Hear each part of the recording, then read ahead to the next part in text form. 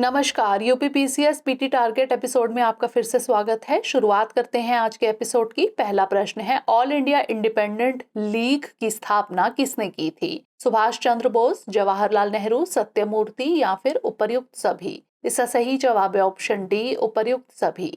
All India independent league की स्थापना में सुभाष चंद्र बोस, जवाहरलाल नेहरू और सत्यमूर्ति तीनों का ही योगदान था। अप्रैल 1928 में इस संगठन की स्थापना की गई। अगला प्रश्न है, भारत में सिविल सेवा परीक्षा की शुरुआत सर्वप्रथम किस वर्ष आरंभ हुई थी? वर्ष 1920, 1923, 1924 या फिर 1925? इसका सही जवाब है ऑप्शन बी, वर्ष 1923। भारत में सिविल सेवा परीक्षा की शुरुआत सर्वप्रथम 1923 में हुई। सत्येंद्र नाथ टैगोर 1863 में सिविल सेवा परीक्षा को पास करने वाले पहले भारतीय नागरिक थे।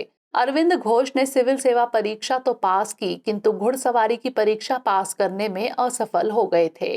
सुभाष चंद्र बोस ने सिविल सेवा परीक्षा उत्तीर्ण की थी, किंतु उन्होंने इस पद से इस्तीफा दे दिया था।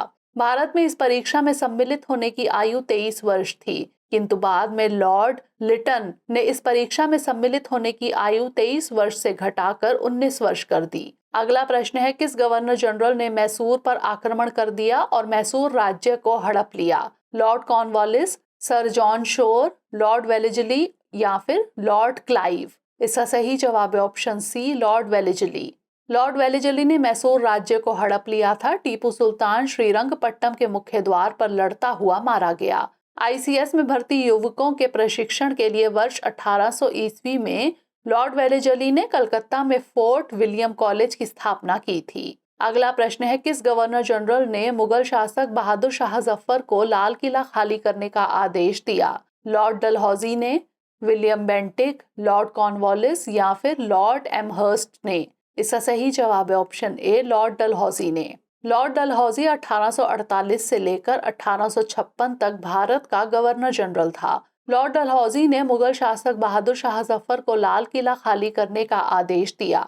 उसने मुगल बादशाह को अपना उत्तराधिकारी नियुक्त करने पर भी प्रतिबंध लगा दिया था। लॉर्ड एमसर्ट 1822 से 1828 पहला ऐसा गवर्नर था जिसने मुगल बादशाह की बादशाहत को मानने से इनकार कर दिया था। अगला प्रश्न है, द्वैध शासन लागू होने के पश्चात कंपनी ने निजामत प्रशासनिक कार्य के लिए किसको नायब सूबेदार नियुक्त किया था? मोहम्मद रजा खान, राजा सिताब राय, राय दुर्लभ या फिर मीर जफर? इसका सही जवाब है ऑप्शन ए, मोहम्मद रजा खान। द्वैध शासन लागू होने के पश्चात कंपनी ने निजामत के लिए मोहम्मद रजा खान को नायब सूबेदार नियुक्त किया और दीवानी कार्य यानी राजस्व वसूली के लिए 3 उपदीवान नियुक्त किए। ये 3 उपदीवान थे मोहम्मद रजा खान बंगाल, राजा सिताब राय बिहार और राय दुर्लभ उड़ीसा।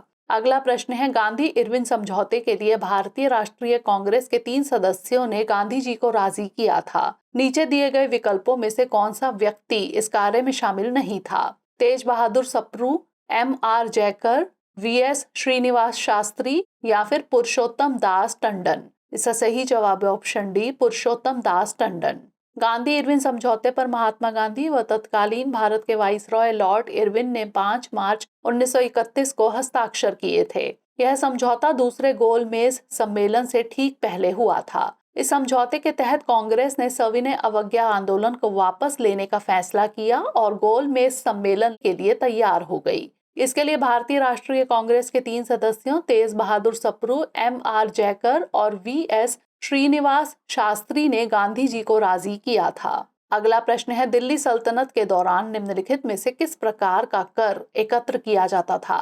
रैयतवाड़ी कर, आयकर, महालवाड़ी कर या फिर खराज कर? इसका सही जवाब है ऑप्शन डी, खराज कर। खराज दिल्ली सल्तनत के तहत कृषि भूमि कर था और इसकी सीमा उपज का 1/3 से आधी तक थी। खराज मुख्य रूप से गैर मुसलमानों पर लगाया जाता था। इस्लाम के कानून के तहत केवल मूल मुसलमानों या इस्लाम में परिवर्तित होने वालों को ही जमीन के मालिक होने की अनुमति थी। खराज एक भूमि कर था जो भूमि की उपज के 10वें हिस्से के बराबर था। ज़कात मुसलमानों द्वारा अर्जित की गई संपत्ति पर लगाए जाने वाला कर था। अगला प्रश्न है, भारत में सोने के सिक्कों को बड़े पैमाने पर जारी करने वाले पहले राजा कौन थे? मौर्य, इंडो ग्रीक, गुप्त या फिर कुषाण? इसका सही जवाब है ऑप्शन डी, कुषाण। कुषाण भारत में सोने के सिक्कों को बड़े पैमाने पर जारी करने वाले पहले राजा थे। कुषाणों ने ज्यादातर सोने के सिक्के और कई तांबे के सिक्के जारी किए, जो उत्तर भारत के अधिकांश हिस्सों में बिहार तक पाए गए हैं। गुप्त राजाओं ने सबसे अधिक सोने के सिक्के जारी किए। सातवाहनों ने सीसा और पोटिन के सिक्के जारी किए। अगला प्रश्न है, किसके शासनकाल को मुगल वास्तुकला का स्वर्ण युग कहा जाता था? अकबर, जहांगीर, शाहजहां या फिर हुमायूं? इसका सही जवाब है ऑप्शन सी, शाहजहां।